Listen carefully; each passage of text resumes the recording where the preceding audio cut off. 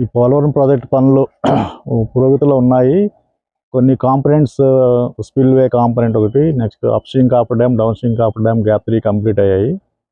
మనకి balance work, important work ఏంటంటే gap 1 and gap 2 ECRF dam complete చేయాల్సిన అవసరం ఉంది.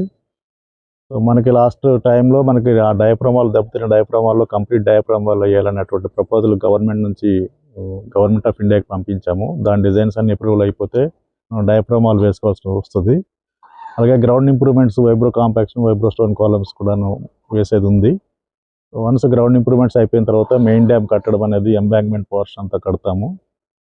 సో ఇప్పుడు ప్రజెంట్ కొత్త ప్రభుత్వం వచ్చింది కాబట్టి ఆ కొత్త ప్రభుత్వం చాలా సిన్సియర్గా వీటిలో చర్యలు తీసుకోవాలని ఉంది.